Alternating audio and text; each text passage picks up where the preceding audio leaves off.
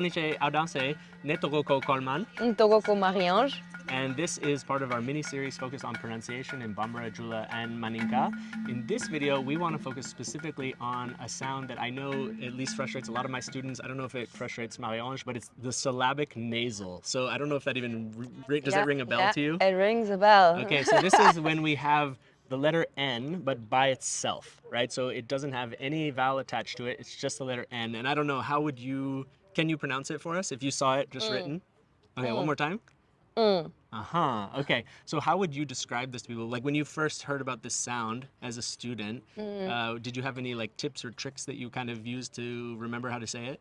I think it's like, so when you speak in English, ing, so I'm going. It's the same for me. Okay, I'm going. I'm going, because we don't say I'm going. We say I'm going. I'm going. So, that last sound. And it's really at the back of your kind of like face. Yeah. So as a teacher and as a linguist, I normally describe it like, we call it a syllabic nasal because it's a syllable. So literally it stands by itself. You can go, and it's a nasal just because actually the air is going through your nasal passage, not primarily through your mouth.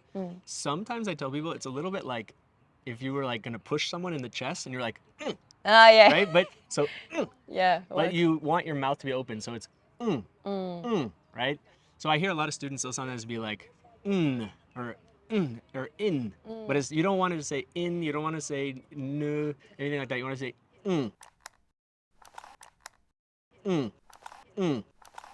right? So practice on having your mouth open and then kind of letting the air come through your nose. And I think feeling the vibrations in the front of your face. So it's back coming at the front of your face, so you feel like the vibrations in your nose. Yeah, and that's what makes it nasal. Yeah, so you should actually, I sometimes tell people, you should be able to like hold it. So in theory, you could do it for a really long time. You're just like, right?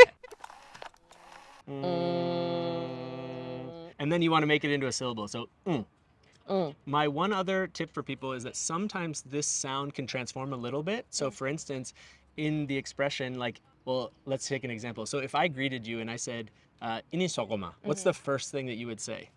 I'll say nse. So nse. There it sounds like an N, but if it's a man, so greet me. Ini sogoma. Ba. You can see there when I do it, so I'll do it for the camera. You say ba. You can see there my mouth is actually closed. I'm not saying ba. I'm saying ba.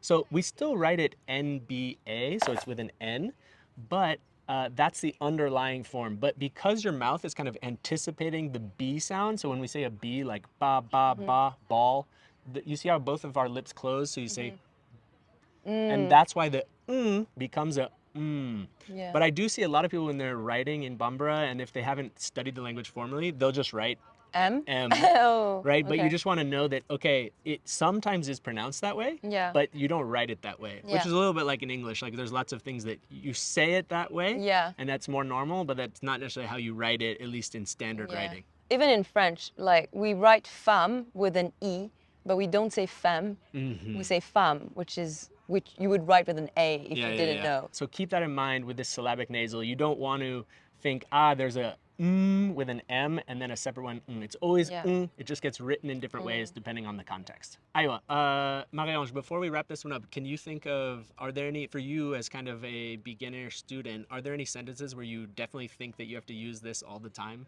I think, well, anytime I say I, because means I. For example, unko.